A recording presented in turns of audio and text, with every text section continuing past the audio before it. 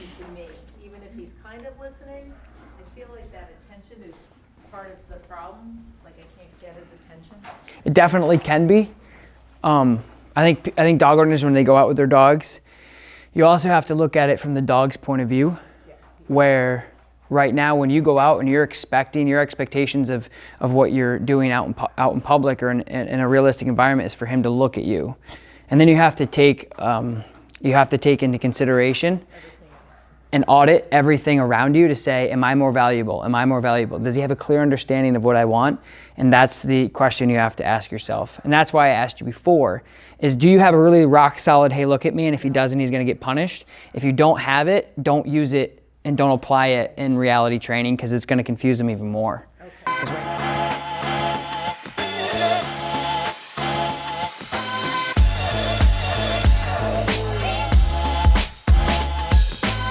Because right now he's blurring you out because he's like, hey, there's a dog. And you're like, hey, remember this kind of? Don't give them that, because it'll disrupt that more. So, all right. Does that make sense? It does. Okay. It's partially a habit because I had a dog that I could do it. Yeah. So I just, as soon as I see the same behavior, I say. 100%. It's muscle memory. There's no problem with that. It's just you have to. I have to break it myself until that's all. That's all. Yeah, that's all. Because then you're going to get frustrated. Yeah. You know, like what what I do with one, like if I worked a dog here and then I went out and worked another dog in our facility, you know, in a different kennel, I can't assume that they're on the same page. Right. And I can't treat them that they are, because they're not.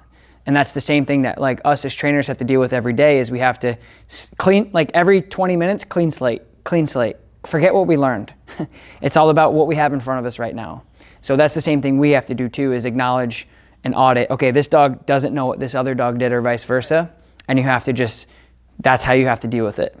And also situational too. What you learned here is not gonna be as applicable out there yet. Right. Within practice, it will be, right? That I've noticed is I would like you to be a little bit more clear on your verbiage. Okay. Right, so when you're out walking him like this, and that's why I asked you before if you had an auto sit or not, because you were. I always kind of hope that he'll do the auto sit, and then he doesn't, and so then I give him this command.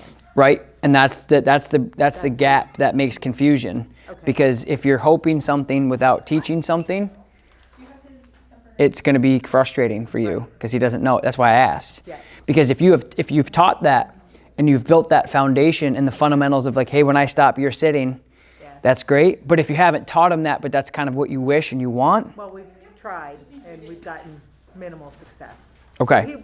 He, in some of the classes he was able to do it. Right. But it didn't carry over to long term. Uh-huh. And I think just having the expectation and the significant difference again between execution of this is what I want you to do right now because you know it, versus practice. I think you're still in like a really good practice mode. Yeah. Okay. So here's what I want to do. Is I want to take him like this and I want to just see how he is with me. And I want, this is the point of view that I want you to realize what's happening. Okay. Of what I'm seeing. Okay. So you want to just sit there, and what I'm going to do is like, this is what's going to happen is say you're the other dog and he's paying attention to you, because that's what he's going to do with me. And I'm just going to assume, judging by what information you've told me and what information he's given, that this is how this scenario is happening. So I'm you, you're the other dog. He's looking at you. And so what's happening is he's like, hey, save me. But in actuality with another dog, he's like, hey, who are you? Right? So what you're doing is you're like, boom. So now in his mind, he's going, wait a minute, what about that? What about what I'm concerned about? And I'm just like this. And then I stop. He's concerned. He starts moving. And I go, whoa. And he's like, what do you want me to? But there's, right? So he's conflicted because he's not, this is how you're handling him. And then forward again. And he's like, okay, I'm a little confused on what's going on, right? And he's going, what do I do? Okay, so I'll end that little crap show there and show you what you should be doing to make things clearer. Okay? So what you want to do is, because he's like this, Houston, heel. Good heel. Good heel, buddy. Good. Good. Big difference, right? Because I was giving him information that he understood. It's the first time I've ever touched him. Right. And I was giving him really clear information of what I wanted him to do. The difference between what I was doing before to what I just did was communication. Do you understand? Yep. So that's what you're doing is he's like this on something and you're not giving him clear enough communication of exactly what you want him to do. And that's confusing him. Does that make sense? So I'm going to do that one more time. Like when he's locked on you, like you're the other dog, Houston, heel, boom, that's what we're doing. Good. I turn, he's still in a heel position, good heel. He's going, oh, this is good. Give him a little verbal stop. He goes, now what? Do you know what I'm saying? No, I see it. That's what you're lacking is that relationship. And that communication is a big factor in your success with anything else around him because you're not being fair. But you're not being fair because you're not wanting to be fair. You're being fair because you just don't know how to be fair. So don't take that the wrong way. Okay. So again, clarity. And I can even do this with my body language, the same thing. Now there's multiple different ways you can communicate. Good. And then I stop. He goes, oh, what are we doing? Right? I take my body and I go like this. He goes, all right, we're going this way. Good. I turn this way. Now here's the test. Is if I cut this way, turns with me, I stop, just like that. And he's right on me. Yeah. Okay? Okay, break.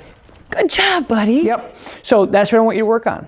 Because just imagine the conflict and barrier of you speaking a completely different language than what he understands. It's like, man, I really love you and I want to know what you're saying, but I just don't. You have to give him information that he also knows. So there's a lot. So think about it like you have all these things all these tools that you want to use. You got the heel, the screwdriver, the sit, the hammer. All that stuff is your tools. Right. But you also need to move over and say, do I know how to use these things properly? Do we understand how to use this? All that stuff. If you can't do that, then you can't go to step 2. You have to go here and go, oh, what's this? Boom, boom, heel. Okay, this is what heel is. This is what sit is.